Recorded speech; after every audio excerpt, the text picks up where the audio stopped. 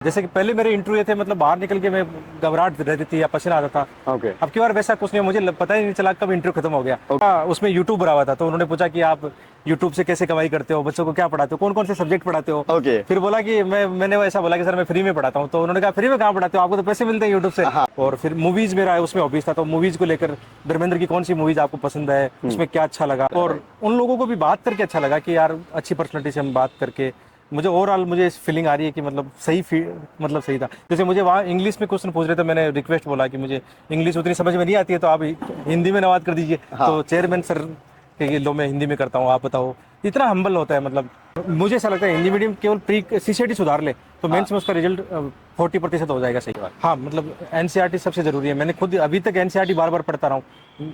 Beginners को 10 या 20 बार पढ़नी चाहिए एनसीईआरटी। ओके। और बाद में स्टैंडर्ड बुक पे आए, जैसे लक्ष्मीकांत हो गई या और कोई बुक पढ़ना हो। प्री के लिए नोट ज्यादा नीड नहीं है, मेंस के लिए टू दी पॉइंट बनाए, सिलेबस जो है अपना to the point short note बना लेते हैं। तो फ्रेंड्स, अभी हमारे साथ हैं धर्मेंद्र सर, जिनको आप सभी जानते ही होंगे। काफ़ी इन्होंने गाइड किया, स्पेशली अगर हिंदी मीडियम स्टूडेंट्स को देखें। और इन्होंने अपनी बुक्स से या फिर यूट्यूब चैनल के थ्रू काफ़ी स्टूडेंट्स की हेल्प करी उनके ड्रीम गोल को अचीव करने में। और सर भी लगातार लगे हुए हैं यूपीएससी के इंटरव्यूज़ में। इनका ये 4th इंटरव्यू है और इनका ये लास्ट अटेम्प्ट है। और इन्होंने अभी तक 5 मेंस लिख चुके हैं, जैसा आप सभी को पता ही होगा। ऑल्दो मैंने वो इंटरव्यू की फॉर्मेलिटी होती है बताना। तो सर, अभी आप इंटरव्यू देकर आ रहे हैं, तो इंटरव्यू कैसा रहा, सबसे पहले ये बताइए। बिल्कुल, मुझे बहुत अच्छी फीलिंग आ रही है। और संजीव वर्मा सर का बोर्ड था, बहुत ही हम्बल बोर्ड था। और जैसे कि पहले मेरे इंटरव्यू थे, मतलब बाहर निकल के मैं घबराहट रहती थी या पसीना आता था। ओके। अब की बार वैसा कुछ नहीं, मुझे पता ही नहीं चला कब इंटरव्यू खत्म हो गया। ओके। बहुत ही मतलब जैसे मेरा उसमें यूट्यूब भरा हुआ था, तो उन्होंने पूछा कि आप यूट्यूब से कैसे कमाई करते हो, बच्चों को क्या पढ़ाते हो, कौन कौन से सब्जेक्ट पढ़ाते हो। ओके। फिर बोला कि मैंने ऐसा बोला कि सर मैं फ्री में पढ़ाता हूँ। तो उन्होंने कहा फ्री में कहाँ पढ़ाते हो, आपको तो पैसे मिलते हैं यूट्यूब से। हाँ। कि मैंने कहा सर मैं बच्चों के लिए फ्री है, एड से पैसा मिलता है। हाँ। तो कि ठीक है यार, बढ़िया काम कर रहे हो आप। और फिर मूवीज मेरा उसमें हॉबीज था, तो मूवीज को लेकर धर्मेंद्र की कौन सी मूवीज आपको पसंद है, उसमें क्या अच्छा लगा। क्रिकेट को लेकर मेरा ज्यादातर क्रिकेट मूवी और यूट्यूब पे ज्यादा चला है, करंट अफेयर के ज्यादा क्वेश्चन नहीं थे। और 2 लेडी मेंबर थी, बहुत ही मतलब पॉजिटिव उनका, मतलब सही लगा मुझे। विजन आईएएस का ये नया कंटेंट है, अभी हाल ही फिलहाल में लॉन्च हुआ है। इसके पहले विजन आईएएस ने लॉन्च किया था 7 ईयर पीवाईक्यू ट्रेंड एनालिसिस, लेकिन इस बार 10 year PYQ trend analysis launch किया है। जैसे हम इंग्लिश में देखते हैं, ये पॉलिटी आप देख पा रहे होंगे। अब हम देखते हैं हिंदी का। हिंदी का भी एज इट इज सेम है, बस इंग्लिश की जगह कंटेंट हिंदी में है और थोड़ा ग्राफिक्स बदले हुए हैं।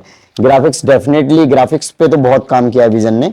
और ये आप देख पा रहे हैं content 10 year PYQ trend analysis GS paper prelims के लिए है। 2015 से इसमें 24 तक के मिलने वाले हैं। ये कंटेंट ऑफ टेबल आप देख पा रहे होंगे, इसमें कंटेंट ऑफ टेबल दे रखा है। और ये आपको कंटेंट बहुत हेल्प करेगा।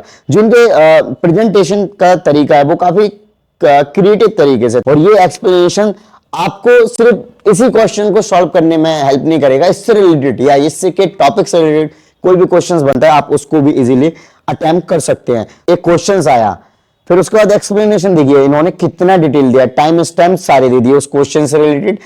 जैसे आधुनिक भारत का इतिहास, ये आप देख पा रहे होंगे, कुछ इस तरीके से दिया गया है। देन पॉलिटी का मैं स्टार्टिंग से ही दिखा दे रहा हूं। पॉलिटी ऑल्दो सभी स्टूडेंट्स की फेवरेट होती है, इसलिए ये देखिए स्टूडेंट्स बुक्स ऑफ कई वर्षों से स्टूडेंट्स की हेल्प करता हुआ आ रहा है, जिसमें कि उनको चाहे वो यूपीएससी की बुक्स हो, चाहे यूपीएससी के डिफरेंट दिल्ली के पॉपुलर कोचिंग इंस्टीट्यूट्स के नोट्स हो, चाहे वो ऑप्शनल के हो या फिर वो टेस्ट सीरीज और या फिर वो करंट अफेयर्स, सारे चीजें घर बैठे उपलब्ध करवा रहा है। और स्टूडेंट्स की काफी हेल्प भी होती है। और साथ ही साथ इस बुक शॉप की जो सबसे इंटरेस्टिंग चीज है, जो प्राइस होते हैं वो काफी अफोर्डेबल होते हैं बाकी जो मार्केट में बुक शॉप है। सो आप डेफिनेटली इस बुक शॉप से परचेज करें और अपने घर बैठे तैयारी करें। सर, जैसे आपका ये 4th टाइम इंटरव्यू था, तो ऐसा नहीं था कि जो पैनल मेंबर हैं आपसे फैमिलियर रहे होंगे पहले से, या फिर आप उस तरीके से मेंटेलिटी बना के गए होंगे कि मेरे लिए तो अब ऐसा है कि 4-5 बार मैं आ चुका हूं तो कोई बड़ी बात नहीं है? हाँ, ये कॉन्फिडेंस बड़ा मैटर करता है। पहले वाले के 3 इंटरव्यू मेरा कॉन्फिडेंस उतना अच्छा नहीं था, मेरी घबराहट थी है ना। पहली बार ये था कि अब यार कोई ज्यादा फर्क तो पड़ता नहीं है, मतलब हमने 4-5 साल से पढ़ा रहे हैं, तो वो कॉन्फिडेंस तो अपने आप आ जाता है ना। और उन लोगों को भी बात करके अच्छा लगा कि यार अच्छी पर्सनैलिटी से हम बात करके मुझे ओवरऑल मुझे फीलिंग आ रही है कि मतलब सही था। जैसे मुझे वहाँ इंग्लिश में क्वेश्चन पूछ रहे थे, मैंने रिक्वेस्ट बोला कि मुझे इंग्लिश उतनी समझ में नहीं आती है, तो आप हिंदी में अनुवाद कर दीजिए। तो चेयरमैन सर कि लो मैं हिंदी में करता हूँ, आप बताओ। इतना हम्बल होता है मतलब। राइट। जैसे आप तो गाइड करते ही रहते हो, तो अभी इंटरव्यू जो ओवरऑल आपने 4-5 दिए, तो क्या इंटरव्यू के लिए आपने तैयारी अलग से करी है? हाँ, इस बार इंटरव्यू को लेकर मैंने अच्छी स्ट्रेटेजी बनाई थी। हमने 10-12 लोगों का एक ग्रुप बनाया था और डेली हम आपस में मॉक कर रहे थे, और इसके अलावा मैंने कम से कम 12 कोचिंगों को मॉक दिए इस बार, ओके, ताकि कॉन्फिडेंस और मतलब अच्छा बढ़ जाए। तो मॉक सच में हेल्प करते हैं? करते हैं, मतलब निश्चित रूप से हेल्प करते हैं। इंटरव्यू के लिए तो आपको जाना पड़ेगा, बातचीत करनी पड़ेगी। आप राइट, आपने जब तैयारी स्टार्ट करी थी तो क्या आपका मोटिवेशन था, मोटिव क्या था कि आपको सिविल सर्विसेज में आना है?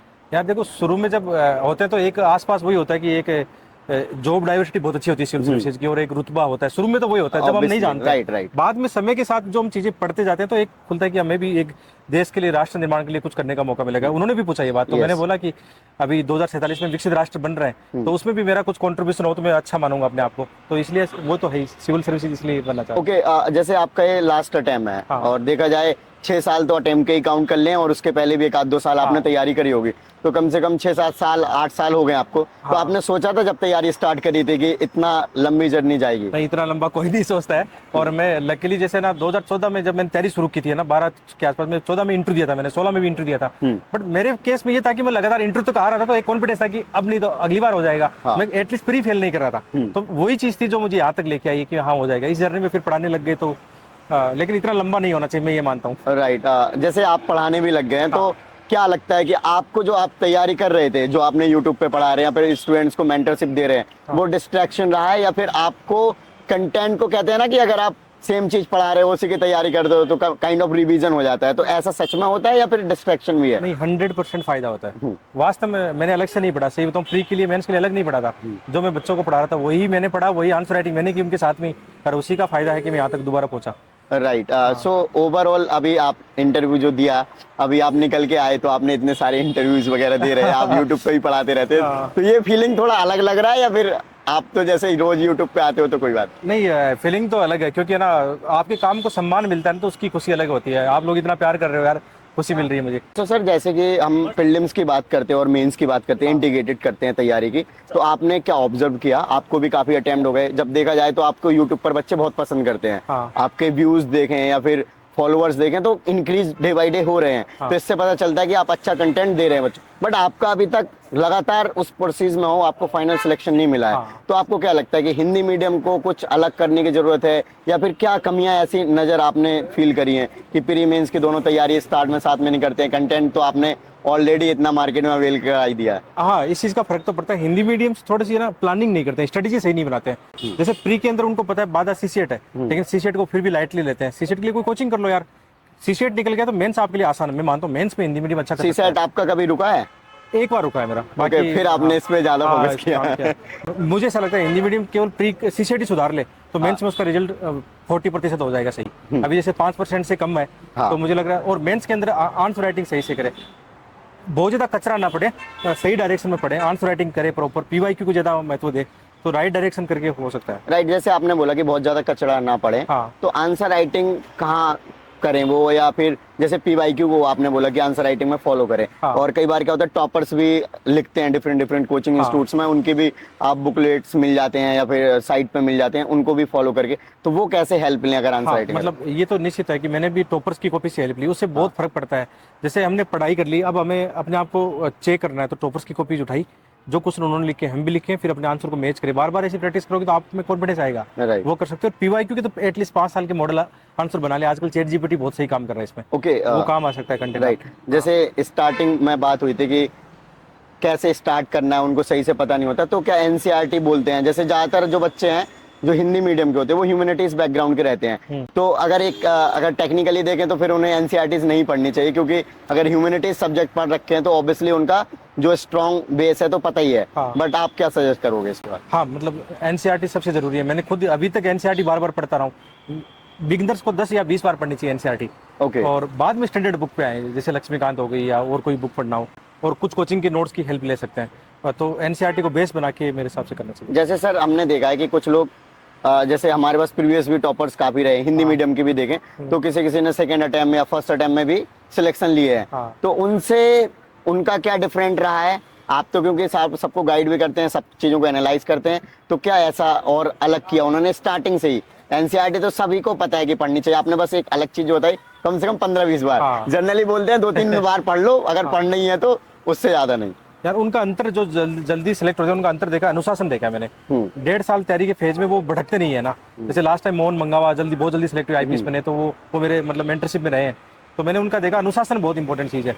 और कंटेंट सब सेम है, हाँ भाई, मतलब दिक्कत कहाँ पे आ रही है, बच्चा या तो उसको सही अडोप्ट नहीं कर पा रहा है, या वो भटक रहा है, मतलब हाँ। उसको लग रहा है कि बहुत ज्यादा पढ़ने से कुछ होता है। बहुत ज्यादा पढ़ने से नहीं, सही पढ़ने से होता है। राइट। तो कम पढ़े, उसी को बार बार पढ़ाई रिवीजन करें, मतलब तो प्री मेंस के साथ में करें या फिर अलग साथ अलग? करें, मतलब प्री मेंस इंटर तीनों ओके इंटीग्रेटेड। ओके। तो सेल्फ नोट्स बनाएं, तो सेल्फ नोट्स कैसे बनाएं? जैसे स्टैंडर्ड बुक्स हैं, हाँ। उनको कैसे सेल्फ नोट्स में कन्वर्ट करें? मान के चलते हैं कि ये स्पेक्ट्रम है, हाँ। काफी मोटी बुक है, हालांकि छोटी है बट मोटी है, काफी बड़ी है, हाँ। तो उसको हम कितने पेजों में एटलीस्ट हैंड रिटन नोट्स बनाने चाहिए, सेल्फ नोट्स? कुछ ऐसी बुक है जैसे स्पेक्ट्रम, इनके नोट्स बनाने की नीड नहीं है मेरे हिसाब से, उनको हाईलाइट करके आप काम चला सकते हो। हाँ। एनसीईआरटी किताबों के नोट्स बनाने चाहिए कि बहुत सारी 50 किताबें हैं, उस 50 किताबों को आप 2 किताबों में समराइज कर लो। ओके। तो ऐसी किताबों को जहाँ पे बार बार ज्यादा किताबें पढ़ने की, उनके नोट्स बना लो शॉर्ट, है ना। हाँ। और ऐसी किताबें जिनमें हाईलाइट कर सकते हो। प्री के लिए नोट्स ज्यादा नीड नहीं है, मेंस के लिए टू दी पॉइंट बनाए, सिलेबस जो है अपना to the point short notes बना ले। ओके, जैसे आपने एनसीईआरटी के नोट्स का बता दिया, मार्केट में कंपाइलेशन आ गए, तो वो क्या फॉलो कर सकते हैं? कंपाइलेशन रहने दो ना, क्योंकि जब तक मौलिक नहीं पढ़ोगे चीजें, तब तक आप में वो आएगा नहीं कन्विक्शन। तो मुझे लगता है ऑफिशियल जो एनसीईआरटी किताबें हैं, जो 30-40 पढ़ते हैं, वो पढ़ो।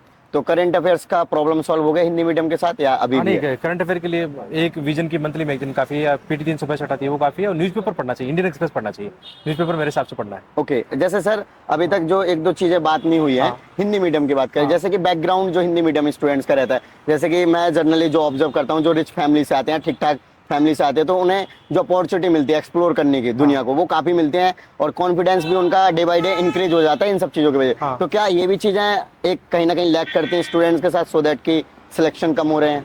थोड़ा सा लेक करती है, मतलब उनको करना चाहिए, मतलब जो बिगिनर्स है ना, उनको तो कॉलेज में से कोर्स ज्वाइन करनी चाहिए, जहाँ पे उनको मौका मिलता है, कोई सोसाइटी ज्वाइन करने का, कोई एनजीओ ज्वाइन करने का, एक्सपोजर का फायदा तो मिलता है।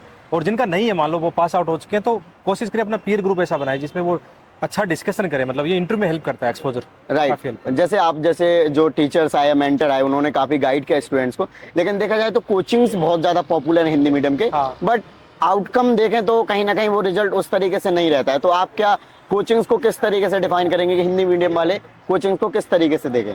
देखो यार, कोचिंग की जिम्मेदारी तो बनती है, क्योंकि इतना पैसा लेते हैं, फिर उनका रिजल्ट अच्छा नहीं आ रहा है, हाँ। तो मतलब उनको एक जिम्मेदारी लेनी चाहिए। लेकिन यूट्यूब ने ये क्रांति की है ना। हाँ। यूट्यूब पे आप जैसे लोग, मतलब काफी यूट्यूबर आए हैं जो गाइड करें स्ट्रेटेजी के साथ में या अपने कंटेंट के साथ में, तो मुझे लगता है यूट्यूब का सारा लेके, और टेलीग्राम पे बहुत सारी चीज फ्री में मिल जाती है, वहां से देख के अपना काम चला लें। 1.5-2 लाख देने की नीड नहीं है मेरे हिसाब से तो। ओके, चलो अब लास्ट क्वेश्चन, आपने आपका ड्रीम पोस्ट क्या भरा है या प्रेफरेंस लिस्ट में, और आप क्या चाह रहे हैं, आईएएस, आईपीएस या फिर आईआरएस, क्या है? यार वो सभी आईएएस ही बनना चाहते हैं, तो मैंने भी आईएएस, आईपीएस, आईएफएस रखा है। ओके। और लगता है मतलब कुछ सब कुछ ठीक रहा तो मिलना चाहिए, बाकी तो हम बच्चों को पढ़ा ही रहे हैं। नहीं नहीं सर, आप बहुत ज्यादा गाइड कर रहे हैं, और काफी बच्चे आपको ऑलमोस्ट हिंदी वाले तो सभी जानते ही हैं आपको, ऐसा नहीं होगा कि कोई हिंदी मीडियम का नया हो सकता है कि ना जुड़ पाए, बट नया सबसे पहले आपके पास ही आएगा और डिस्ट्रैक्शन कहीं नहीं जाए।